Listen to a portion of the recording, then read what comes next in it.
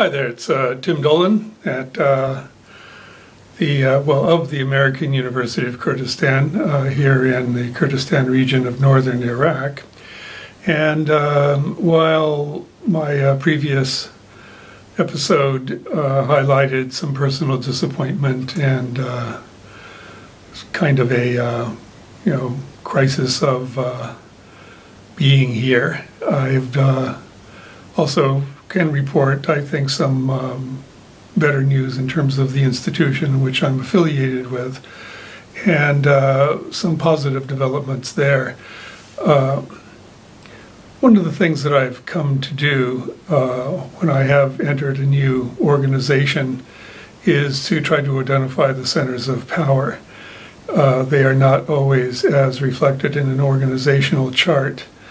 And when I first came, the very first day that I arrived at the American University of Kurdistan, pulling into the parking garage on the university-provided van who picked up the new faculty for their first day on campus, I noticed in the parking garage, in the slot opposite us, a brand new Jaguar, which I then queried, whose is this?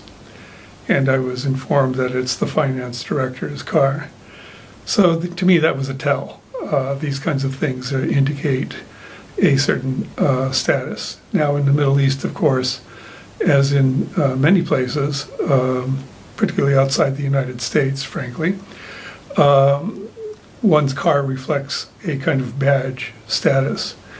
And it's a big deal within given cultures to have an automobile that reflects a certain higher level.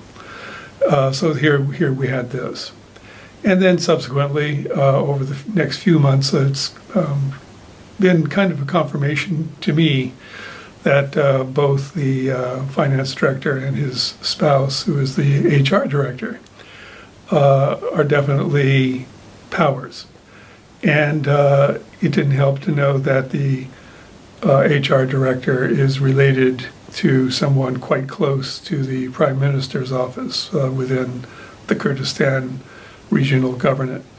So we have all of that going on, which led to my fears that these were the true centers of power, and that our American former diplomat, president, his assistant, and the provost are occupying more figurehead figures than holding actual power in terms of determining where the university was going in terms of policy practice and the like. Well, subsequently, in just frankly the last couple of days, we have had an advisor to our accreditation process. We are looking to get American accreditation, which would be certainly under threat under the current practices of the university, under the finance director and the HR director. I don't think I'm being too strong in saying they don't have the competence to run a university. They don't come from that background, and they have not reflected anything positive in regard to moving the university mission forward. And I'll just leave it at that. So this is my fear.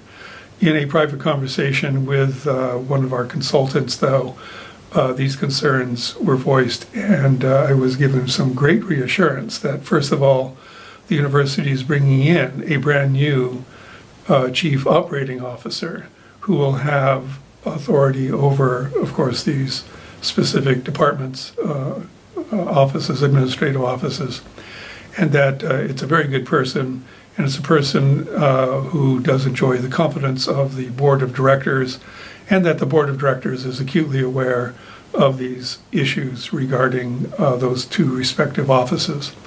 So all of this bodes well, in my view, for the American University of Kurdistan, and gives me some hope. And it gives me some sense of wanting to be a part of that mission, which was an area that I was beginning to despair over, frankly.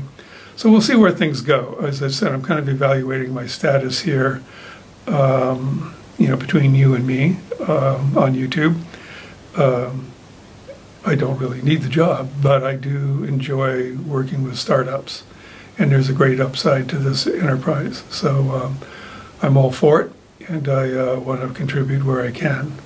I have other concerns, but I can bring those up, I think, with some now assurance that we have an institution that can go somewhere. Okay, well, that's it for now. Thanks a lot for tuning in, bringing this up. Take care, and thanks again. Episodes to follow.